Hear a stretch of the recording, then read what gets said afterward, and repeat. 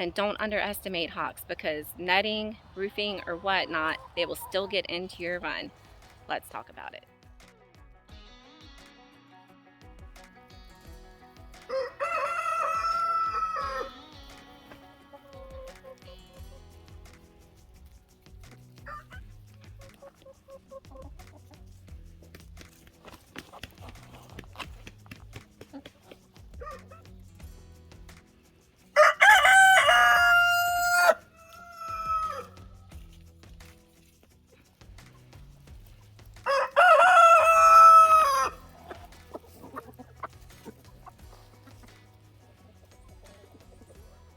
Hey guys, welcome to Littlefoot Ranch, and if you're new here, welcome. I am Rebecca, and today's video we're going to be busting some myths and talking some truth, and hopefully learn from others and teach others all about hawks.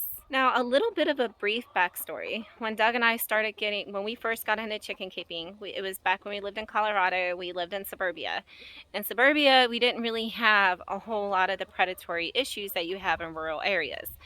I mean, yes, if like a stray dog, like if you didn't have a fence, but we had, you know, a 6-foot fence around our backyard, and then we had basically another 6-foot fence within our yard as part of their run to keep them safe from our dogs. So basically, we didn't really have a lot of the predatory issues. The chickens were always safe. But then when we moved to Texas, I had this idea of free ranging and all of these wonderful things. So, like with anything, I dove head. Cletus is always so noisy when I try to start filming. Sorry about that. But anyway, I started doing the research about predators, and you know, I learned about coyotes and aerial predators and hawks and whatnot. And I saw and watched dozens and dozens of videos that recommended a wide variety of methods of keeping your chickens safe from hawks. And all the methods range from using things like netting, to having completely enclosed runs, to having black chickens was a really popular one. Shiny reflective surfaces is another really popular one. And there's all these different methods on how to keep your chickens safe from hawks. And one of the biggest ones is the use of natural landscape and use trees that, you know, they won't fly in and swoop down unless they have a perfectly clear landing. All of those things. So I took all of the things that I learned, feeling pretty confident that we would never have any issues with keeping our girls safe. A few weeks ago, it's been a few weeks now, I've been meaning to make this video for a while. I'm going to spin you guys around too to get a look of the whole run. But you guys are going to see, like, there is netting covering the entire run. So, and there's trees. And yet, a few weeks ago, there was a hawk inside. And yet, even a few weeks ago, with all those measures in mind, a hawk still got right in. That is my oldest son visiting. Christian, say hi. Hi.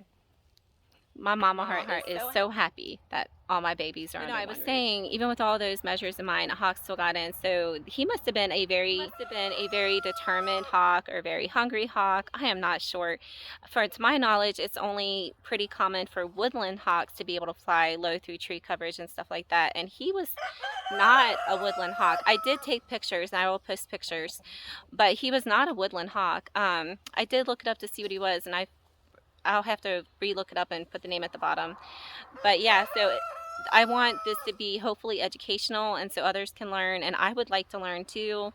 I know if I could, you know, I would have a big solid roof with hardware cloth and everything like that to make it super solid, but the netting is a super affordable alternative. So, just giving you guys kind of a quick glance, I know it's not the most glamorous thing.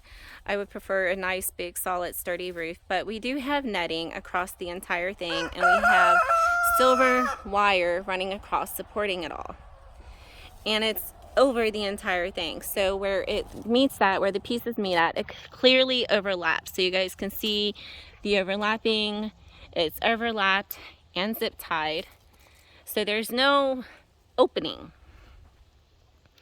So how or why did the hawk get in? Like, especially since, you know, did you guys check out all the trees? Hold on, I don't know if I got the trees. Let me show you. Top of the netting, they're kind of bare now, but a month or so ago when this all happened, it was very full and very lush. And there's trees all the way around. So lots of tree coverage. There, which is nice because it provides lots of shade for their entire run in the heat of summer. But here's the thing.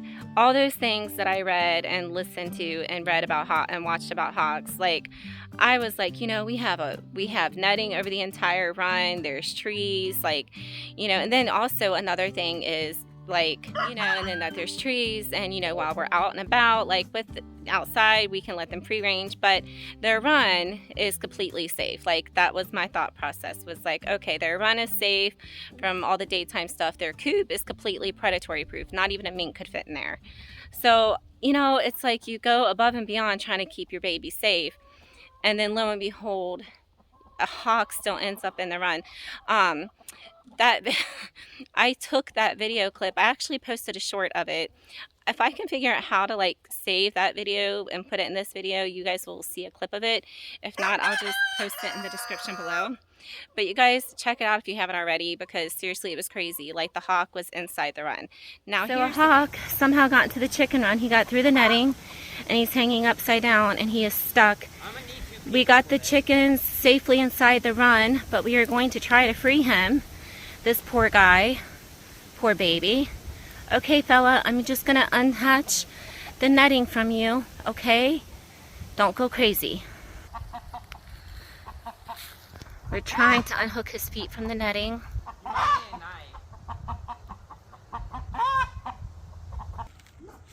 He is tangled up good. The netting down, he's down. No! Go on out, damn it. He's out and he's flying. Ooh, what a day. The adventures of homesteading, right? A hawk inside the chicken run with netting and everything. He somehow tore down the netting. But we got him out and he is safe and he flew away, and the chickens are safe too. Once it got in the run, okay, I need to back up a minute because I don't think I mentioned. We were outside too. So a lot of times hawks are not supposed to swoop in and attack when humans are around. And both myself and my son Carter, we were out. Indy was out. She was right over here like she is every day. So she was out. The horses were out. Like, well, not all the horses, but Indy was out. And like the fact that it just flew right in here. Like, so it must have been very determined or very hungry to get to the chickens, which brings me to my next point. As hungry and as determined as that hawk was, as soon as it ended up in the run, all it cared about was getting out. Like it saw that it got in and saw it had no way out, and all of a sudden it didn't care about any of the chickens or any of the roosters, and it just didn't care. It was like, oh no. So like the thing is like, even if it gets inside the run with it, a lot of folks would be like, well, why didn't you shit it? Why didn't you do this? Well, first of all, it's illegal. Not one to break the law. And the thing is I think it's really important that when you bring animals into your home and into your life, that you are responsible for their well-being and their welfare, and that it is up to you to build and create the infrastructures and do the research and your best to keep the animals safe. Like we're moving in, you know, and the animals, like the hawks, they're just hungry, you know, like why would I shoot something that's just trying to survive? And I'm trying to remember everything I wanted to say. So another one of the methods I had heard about keeping hawks away was having roosters. Well, due to not being able to find all my roosters at home, I actually have 4 of them and a flock of 34.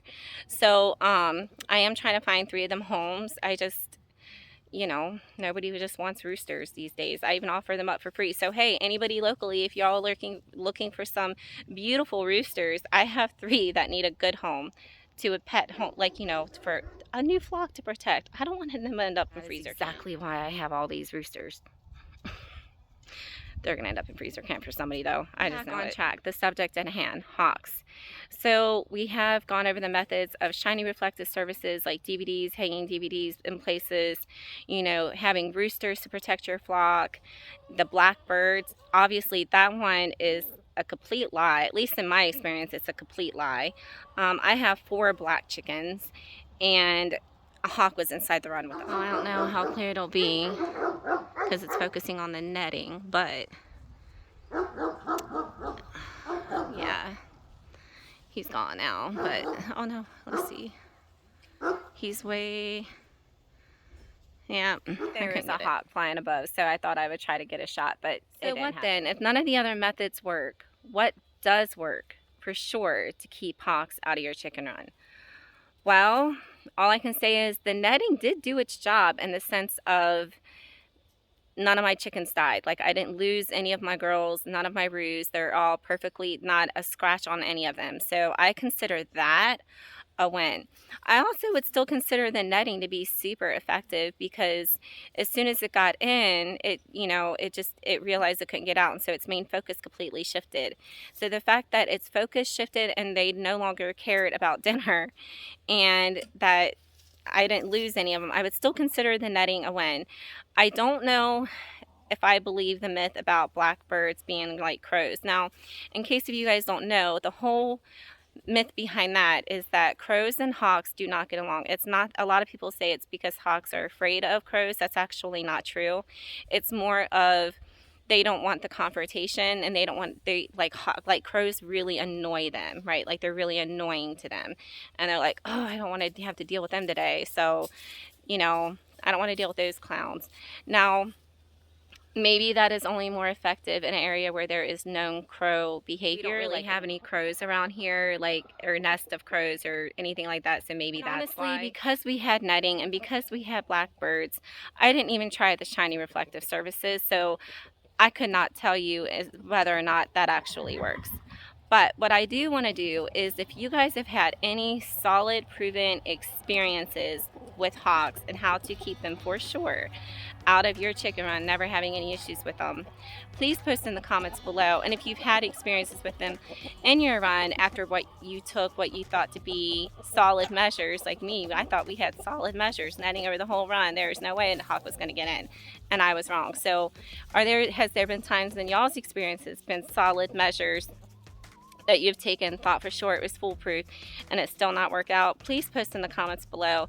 I want this to turn into a conversation and a thread to where everybody can kind of learn from each other, because especially with those beginning homesteading, there are just so many different myths and truths, and maybe some of those methods have worked for other people, they just didn't work for us. That's gonna wrap up today's video. I hope you guys enjoyed it, and I hope you guys learned something. I'm hoping to learn more, all that I can, about hawks and about their behavior and all things hawks and chicken related. So let's have a fun conversation. What are some good effective ways that you guys have found to be proven against hawks with free ranging too? Because I would like to be able to let our girls out in free range when I'm not necessarily having to stand right over them. But anyway, until guys next time, take care and have a beautiful, fantastic day. Bye.